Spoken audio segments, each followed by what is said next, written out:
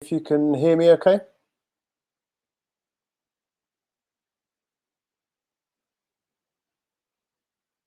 Perfect. Thank you very much. If we just wait a couple more minutes just to see if there's some more people coming in. I can see people joining. Hope you're all well. It's bright and breezy morning here.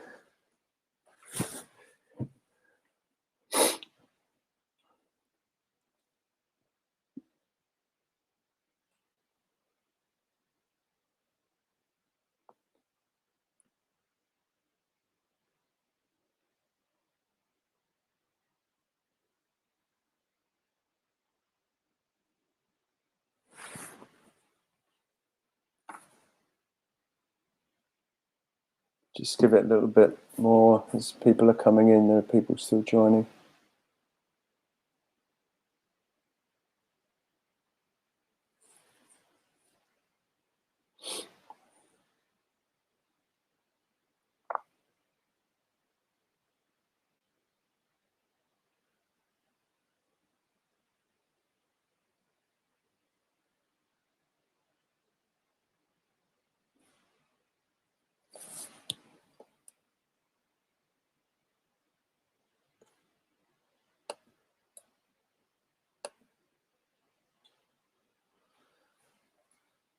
Great. Well, I think we'll get going. So, good morning, everyone. Delighted to see you all, or not see you all, but delighted that you're all here, and looking forward to spending this time with you.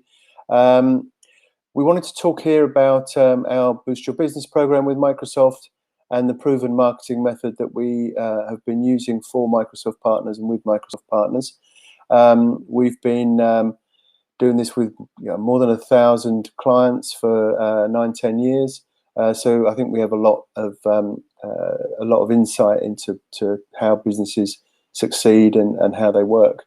We'll do some questions and answers at the end. If you want to drop any questions into the chat as we're going along, if you have any problems with the sound or visuals or anything, again, drop them into the chat and we'll try and fix that. Firstly, introduction about me. So my name's Jeff Sutton. I was originally a journalist. I worked for the Mail, Mirror. I was news editor on a couple of papers today, some of you may remember, and Sunday Express. I think my current claim to fame is I once chased Madonna with Piers Morgan. He was on an opposition paper. So name dropping. And then I moved to Microsoft. So I launched MSN News and then went on to run their business with MSN, Hotmail Messenger search, and then eventually ran the international business for their media side. So all of the markets outside of the US. So spent a long time at Microsoft, loved it. So I know a lot of the people there still. So the chief executive, Satya Nadella, was once my line manager. And I know a lot of people within the UK and Ireland organisation as well. Great company. And obviously they have a very strong approach to partners. And I'm fascinated by how businesses grow, what works, what doesn't work, how to succeed. And so hopefully I can show you some of that today.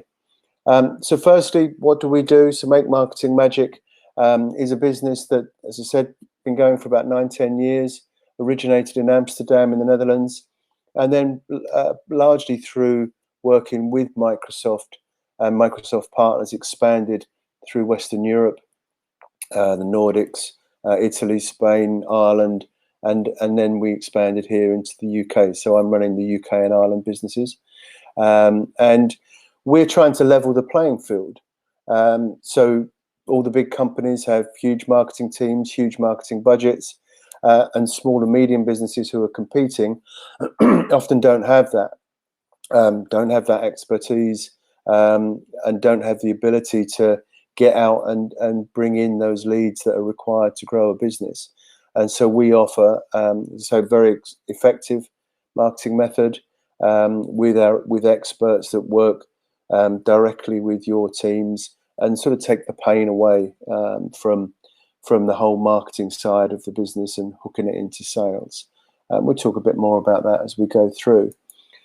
We have, as I think I've said to you in email, a free offer as we get to the end of the presentation, our online presence assessment.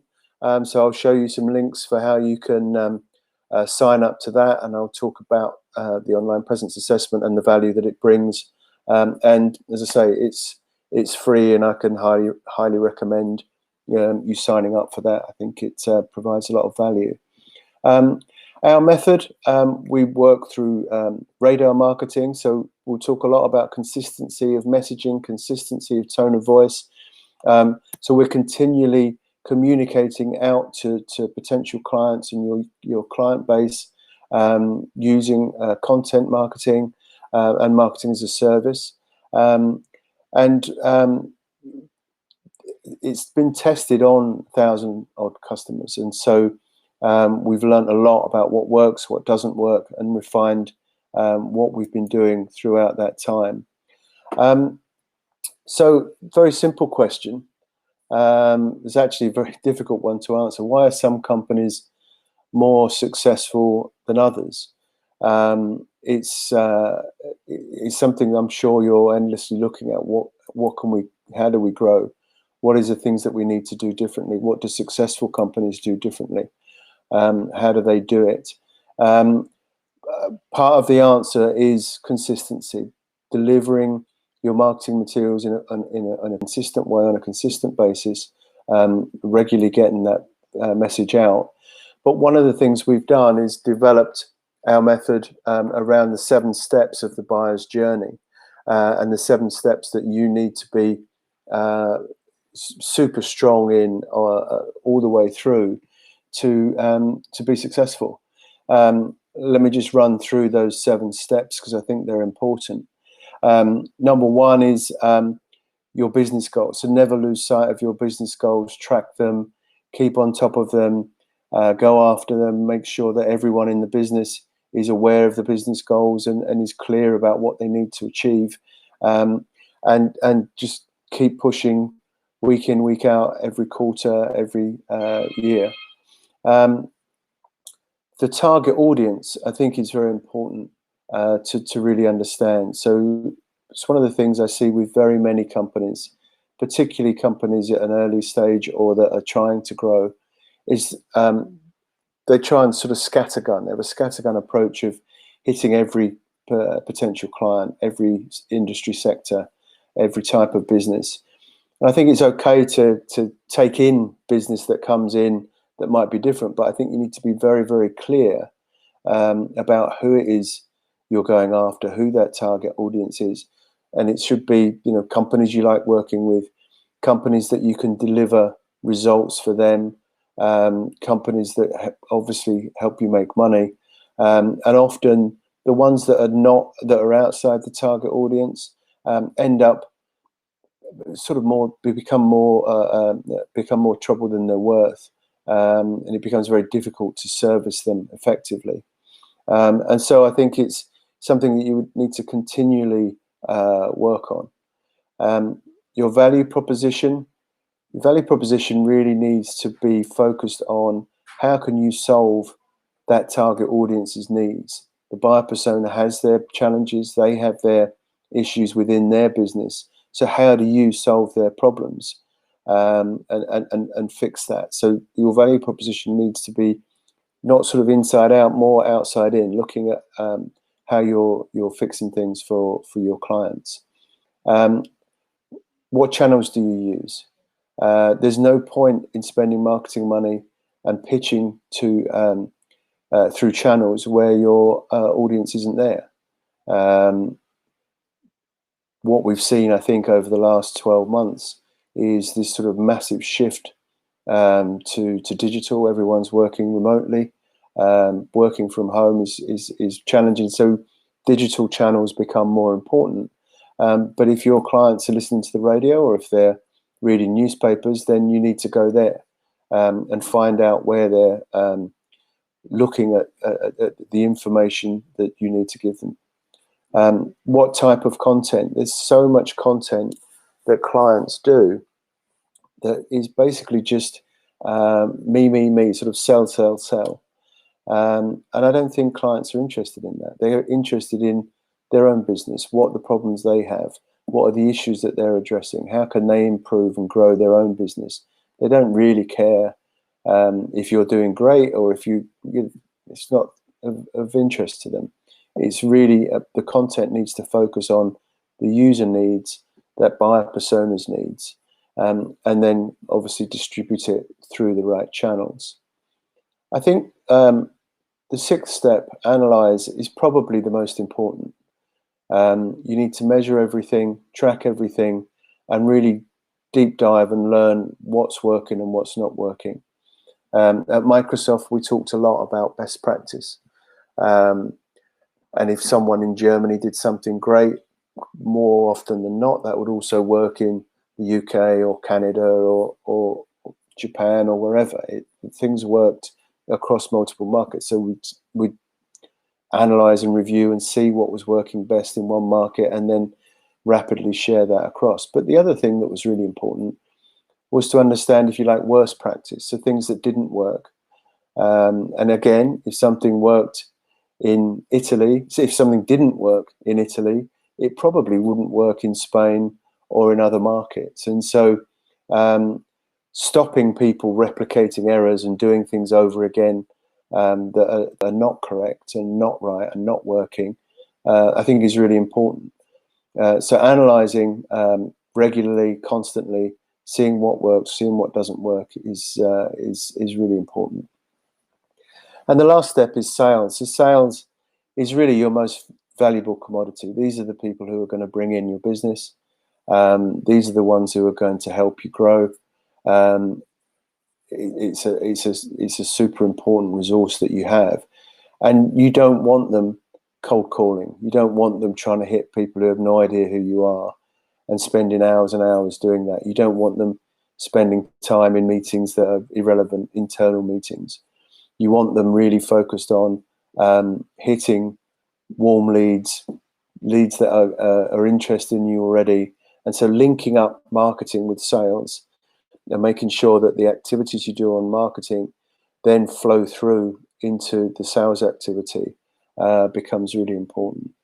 So, and we do a lot of work with companies on how to improve their sales process, how to improve social selling, things like that.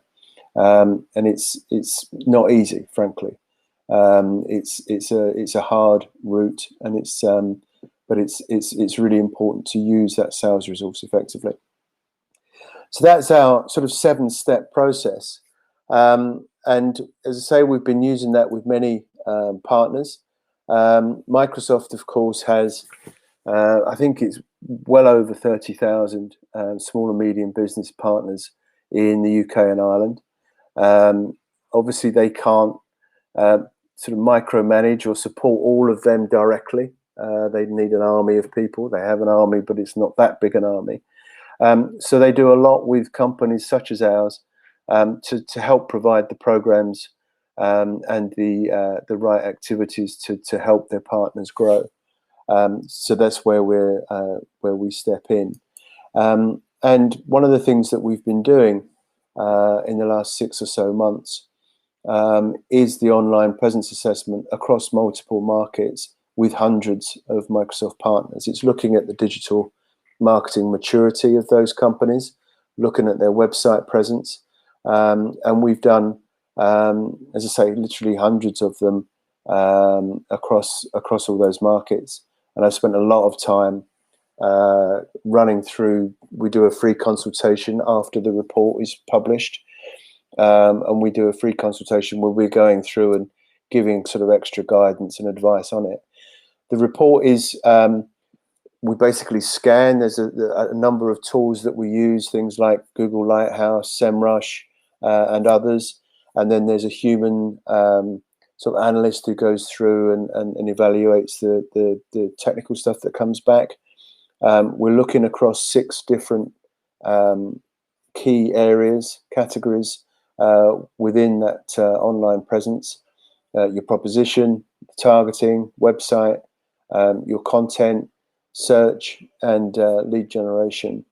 And I think one of the most important things, and it's the thing that really, I think, elevates it in a way, is the benchmarking. So there's benchmarking against all of those Microsoft partners that we've done.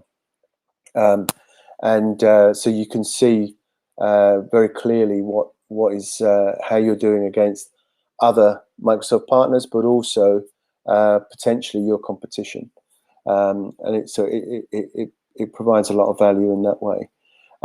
So what have we learned? So there's a number of key learnings that we've come across that are sort of very consistent with many of those partners, and I think a lot of them have been a big surprise to us, and actually quite a surprise almost every time I go through it, because it's sort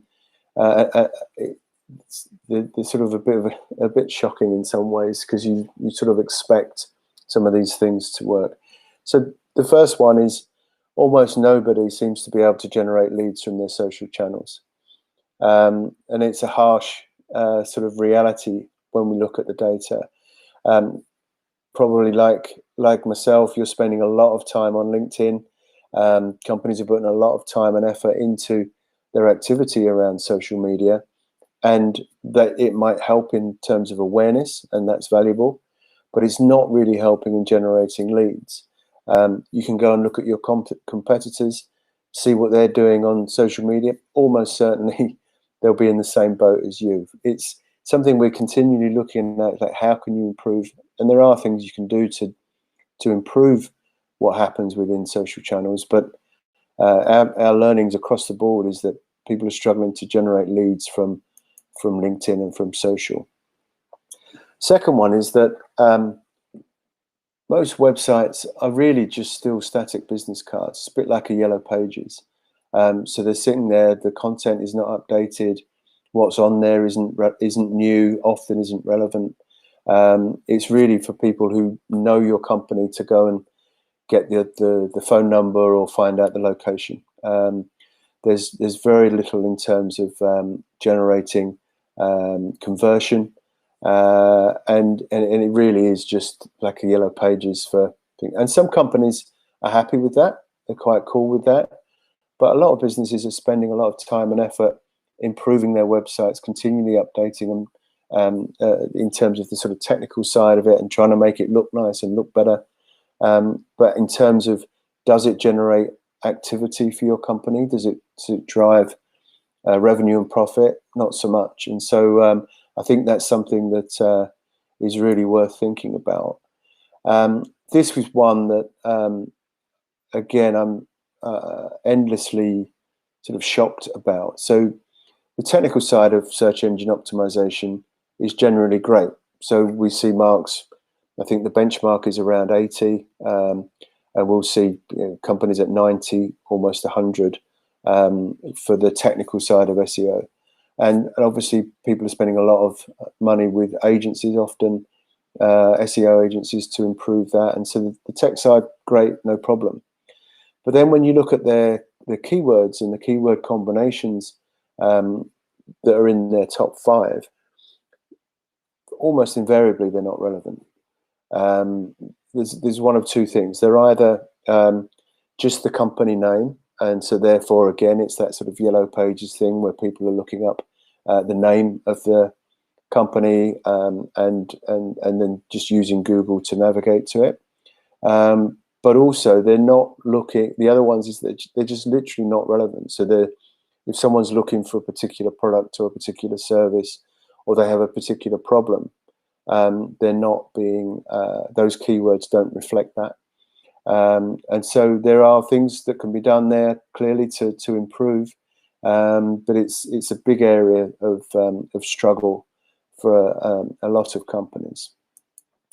So how do you win? So we've got a series of sort of thoughts and ideas on what you can do to develop and improve and to start to win in this marketing space. So I'd like to go through those. So the first one is be clear about your value proposition. And so everyone should have a value proposition. It should define how you are different from your competitors. But crucially, what do you do to help your clients? What is it that your company can do to make their lives easier and to improve their business? And so when you're developing your value proposition, again, don't be inside out. Go and ask clients, go and ask prospects, does this make sense? Is this what you're looking for? Does our value proposition make sense? Will you engage with us when you see this type of value proposition? And then adjust, if it's not working. If they don't think that's the case, then adjust and change it, because it's a big important way to improve what you're doing, and it sort of defines everything you do. Communicate in a consistent way, and the consistency is really important. You see all sorts of different ways people try. There's nothing wrong with trying different things, by the way. That's part of the analyze part of this. But you want to develop a consistent way of communicating to the outside world. And I think there's two sides to this. One is a rhythm, a regular rhythm where you're continually publishing blogs and articles, sending out emails, posting on social media. We've tried all sorts of different approaches to the rhythm. We think twice a month is about right for an article to be going out as an email to clients and prospects, and to post on LinkedIn. More than that, it becomes a bit sort of spam-like. Less than that, it's not regular enough. And the challenge for most small businesses, and I'm sure you're aware, is it's sort of on top of the day job. So I used to run a consultancy called Atlantic Leap, and there were 4 of us in the consultancy, and 2 of us could write, and 2 of us thought we could write. We're keen to do articles and blogs, and so on a Monday we'd say, okay, well this week I'll do this one, and you can do that one, and then the following Monday we'd have our weekly meeting, and neither of us would have done it because it was on top of the day job. And so what I would say is, even if it isn't on top of the day job, even if it is on top of the day, you find the time and do that and get that regular rhythm so that people see you on a regular basis. That sort of radar marketing approach where you might be hitting the right client, but they might not be ready, but they might be ready for you in 3 months or 6 months time. So if you keep producing content that is relevant to them in a consistent way, they will respond in due course. The second part is your tone of voice, and the sort of consistency around that tone of voice. What you want is to be recognised as an expert in the themes and the topics that you're talking about.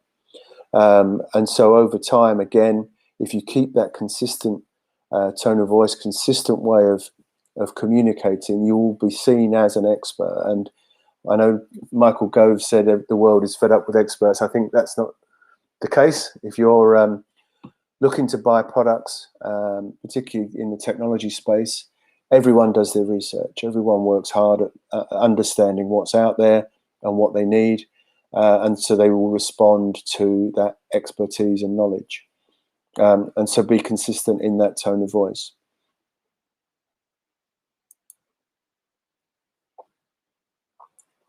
So this is another one where I'm continually shocked because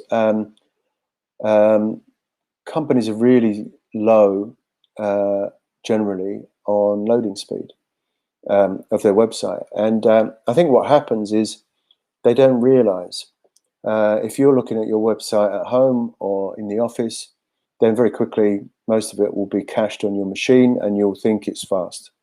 And in actual fact, that's not the case, and it has a huge effect on what you're doing. Number one, fast loading speed clearly helps people to stay longer on the site. Everyone can jump off immediately and go somewhere else if something's taking too long. It's not like going to a shop. You go to a shop to buy something and you're physically there, and it's a pain to go to another shop if they haven't got what you want. Online, boom, they can jump straight off. But the other thing is that um, uh, Google has a quality score, and if your loading speed is down, that has an effect on your quality score, and that will have effect on your search engine rankings. And so you might be spending a lot of money on SEO and doing search engine ads and that type of thing. And if people come to your site and you're too slow, boom, they're gone, and you've just wasted that money, wasted that effort, wasted that opportunity. So really, it's worth checking the loading speed on your website and making sure that you can speed it up. And I think the other part of that is mobile. So a lot of people do optimize on the desktop, but as we know, we're spending all our time on our phone, and the phone speeds are much different. We use Google Lighthouse Viewer, which is a plugin, which is worth it's free. It's worth looking at, and you can do scans of both your desktop and mobile, and you'll see the difference, and it's frightening at times. So check the loading speed on the website, and there's nothing worse, as you know, than getting to a website and it's crazy slow. Having the right calls to action, and this is something where you sort of can't have too many calls to action on your website. So a lot that we look at don't have them at all. They might have a sort of contact us page, but that's more or less it. Others, it will be buried in the navigation. It's like a maze going through to find where the contact us button is. But you actually want to have a variety of different types of contacts and calls to action, and also have them in all the relevant places. So if you've got someone reading your product page or reading your service page, and doing that research to understand who you are, you want to allow them to book a meeting with you or to have a contact request. You want them to download a website, a white paper or something, so that they can, so that you can have their email address and follow up with them. So those calls to action are very, very important. And so many sites just, one, don't have them or don't have them clearly, but don't have enough, and don't have them in the right place. They need to be strategically placed around the site. And think again, we'll talk a bit about this in a moment, the buyer's journey. Think about where how the buyer is going through their journey to so how you can, what's the best way to pull them in. Back to search. So check your keyword combinations. So as I said earlier, most keywords and keyword combinations are not relevant, and they don't drive searches. And you need to really go through and see what is relevant. And part of this, similarly to the value proposition, is, what are people searching for? What are your clients and prospects actually searching for? So ask them. Go and see them and say, what is it? If you're looking for something like, the services we have, what is it that you're searching for? It might be a sentence. It might be just one word. It could be geographic. It could be industry specific. But go into those keyword combinations and make sure that you're using the right keywords, again, consistently throughout the site. There are keyword planners out there that you can use to help you define sort of what gets the most searches and what keyword combinations are most useful and relevant for you to push you up the stack there. So I think the whole keyword part is a big piece of work. I talked about the buyer's journey. So if you think about, there's different versions of what the funnel is: awareness, consideration, purchase, see, think, do. But basically, your prospect will will become aware of your company, will start to see what you're doing, and then if they're starting to consider a purchase, they do more research. They're thinking about what they do. So you want to be providing different types of content for buyers who are on that different part of the journey, going through that funnel. So things like blogs and social posts are very much at the awareness stage, at that early stage, where you're trying to show that you are knowledgeable, you're an expert, you provide what they want, you're hitting what the needs of that buyer persona.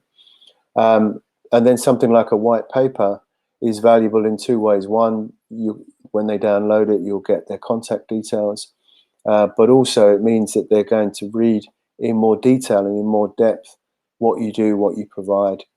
Similarly with products and service pages, you want to provide more depth to help them as they go through that journey.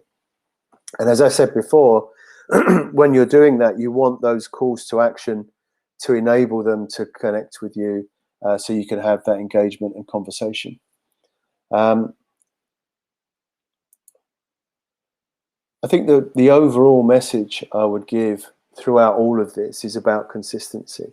And that doesn't mean sticking with something that doesn't work and just running it forever, and that being consistent, but it's about understanding what works, and then consistently delivering that output, whether that's regular blogs, regular articles, regular posts, providing the right tone of voice, coming back to finding the ways to connect and communicate with them, enabling your salespeople to discuss, but having a consistency about what you as an organization stand for, what you can do, how you can help your clients. So that consistency is, I think, really important. Now, so we've talked about the magic method. As I said, this is our this is what we've been working on and developed throughout our time through working with many partners. And with that comes we do a lot with our Boost Your Business program. I don't know if you have access to the Microsoft Concierge catalog. If you don't, let me know and I can show you it. But we're in the catalog as being a preferred partner with this program. So we started it in about 2015. We work with over 500 Microsoft partners in Europe, and it's marketing as a service. So we're the outsourced marketing team for your business. It's really aimed at companies that know they want to do marketing, don't necessarily have the expertise, and need support, need help to connect the dots and to make things happen. And we provide that sort of strategic guidance, advice, and then the practical help all the way through. So with that, there's a marketing manager who's assigned to you as a company and works with you on what are the best routes to market, what are the best ways to get the story out and the message out. A copywriter or journalist who works directly with you on providing the right content at the right time. And again, this is bespoke content. It's not, you see a lot of providers who will give you can bolt on their content that hundreds of other partners are using. I know Microsoft provide a lot of good quality content, which is which is good, except it is standard. Everyone's using it. It doesn't help your SEO rankings. In fact, could have a detrimental effect. But it provides content, but it's not focused on what you as a business are trying to tell your specific buyer persona. And then we have advertising specialists who will manage very effectively your campaigns on LinkedIn, on search, on Facebook, wherever it is that your audience is, and manage those campaigns very effectively. We have our own platform, rather strangely called the Your Woo platform, which means your window of opportunity. But the platform delivers back all of the data around who you've touched, who's looking at you, what they're interested in, what types of companies, etc. If you send out an email, who's clicking, who's opening. And so the platform, it's also a CMS, so it provides it's how we deliver the content. And we do 2 blogs a month. As I say, unique content, 2 blogs a month is going out on website, email, LinkedIn, plus LinkedIn advertising campaigns. And we provide lots of sales and social selling trainings. As I said before, it's not easy doing social selling. It's a very involved process, but we have regular webinars and guidance and advice on how to do sales and social selling and hook up the two things of marketing and sales. There's no point in doing marketing for marketing's sake. It's all about driving sales and growth. Now, I promised you our online presence assessment. I've spoken about this already and told you, I can't tell you enough how valuable it is. We get consistent sort of feedback ratings of 9 and 10 from companies who've done it. We asked what the value to the company is, and one came back the other day saying the value was €10,000, which is very gratifying and very good for them. Basically, I mean, every company I've done it with has found it useful, even the ones that are very, turns out they're very advanced on a lot of aspects of their online presence. So I'd very much recommend that you take up the offer of doing that. In order to access it, I know I've sent you the link already, so feel free to use that link. You can scan using the QR code here, and also there's a link on that on the presentation as well. We'll be sharing the link and the presentation with you after this event, so you will get that. But feel free to use that QR code or use that link.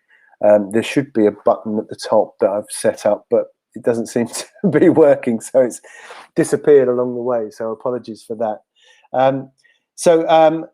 We're coming to the end. Just a couple of things. Let me come back to you, Ralph, on that. Actually, I'll do that now. That's fine. So the cost for the Boost Your Business program, it costs $1,200 a month. Sorry, $1,200 as a setup fee. So the first month we do the onboarding. So the onboarding is two things. One is we do a buyer persona workshop where we go deep into who it is that you're targeting, who's the right audience for you, where are they, what do you, very, very deep into detail. And it's always a very good exercise because most companies are very vague about it. As I said before, they're going on this sort of scattergun. Anyone's a good customer, and actually, when you dig into it, it becomes a very good exercise and very valuable in general for our partners. But also, it helps set up the work that we do from there. We sort out a content calendar, work through the themes and the subjects to be done through the content over the coming months, and obviously that's adjustable as things change. And last year clearly there was a huge shift to writing about remote working and teams and security for people working at home, and so we adjusted a lot of our content work around that. Now we're into, I think, a different phase of hybrid working is coming. Security is still important. There's a lot of talk about Windows desktop and things like that. So we'll continue to adjust that. And then the monthly cost is $899. So each month, and normally we do 12-month contracts, but it's $899 a month for the Boost Your Business program. So it's $1,200 for that onboarding, the technical integration, the Boost Your Business, the buyer persona workshop, and the content calendar work, and then $899 per month. Just before we stop for more questions, here's my contact details. Please connect with me on LinkedIn. Feel free to drop me a line on email. I'm always happy to chat about your business. As I said, I think at the start, I'm naturally curious and very interested in how businesses develop and grow, and you know, very happy to have a discussion about your business, whether we can you know, help you or not. I think it's always good to have those discussions and have those connections. So feel free to connect. And so that's my presentation. Do you have any questions, observations, your own experiences? Please drop them in the chat room.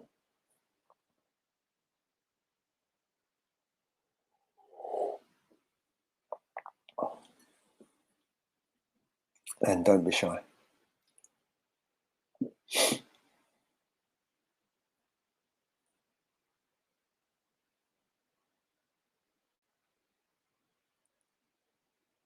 It would also be good to understand, I think it'll be good to get your feedback now or afterwards about whether this has been useful, whether it's helps in your thinking about marketing with your business. So you know, any feedback is good feedback.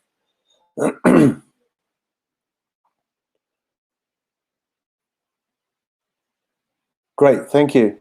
Very insightful. Just order the online. Yeah, please do. Please go ahead and order the OPA. Very keen for you all to do that, and I look forward to following up with you on that. So thank you. So if there are no more questions, someone is typing. Sorry, bear with me a second. Someone's typing a question, and we can see that. I think it's funny webinars, isn't it? Thank you, Irene. Thank you. I appreciate that. It's they're a little bit one way, I think. Phil, in the current climate, have you found particular sectors are more successful to target than others? Yeah, it's a good question. So I think what's been interesting is, in a way, we've been lucky because we are working with Microsoft partners who are technology companies, and most of them are CSPs. So they're providing access, you know, they're helping companies through this whole period. So that there was that whole first phase of remote working, excuse me, where they were super busy, probably never busier, helping, you know, getting hardware, getting broadband connections, getting teams set up, and working through that. And I think that's continued. So I think the whole technology space is very vibrant right now, and definitely good to target them. They're sort of naturally digitally native, if you like. So they're working.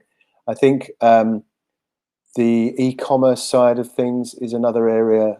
So retail, the sort of retail shift to e-commerce is clearly happening and is growing, and so there's a lot of activity there, and a lot of those businesses are looking for how to improve their marketing, build their awareness, and do that shift from shops and stores to online. Hospitality, not surprisingly, has been poor, but I suspect that will pick up big time in the coming months as we start to open up. And I think healthcare and actually some of the sort of financial services companies have been good, and again, they're seeing that shift to digital more rapidly than maybe they would have done previously, and that, you know, accountancy, financial services, banking, all of those types of businesses. So I hope that answers that. I think in general, I would say that I think Satya Nadella said that they'd seen 2 years of digital transformation in 2 months in that first phase of the lockdown, and I think that's continued. The pace of change has been so dramatic that really, if you're not doing digital marketing effectively, over time you're just going to die. I mean, I just can't see how anyone would survive without doing it, because everyone else is getting much better at it. Cool. Any other questions?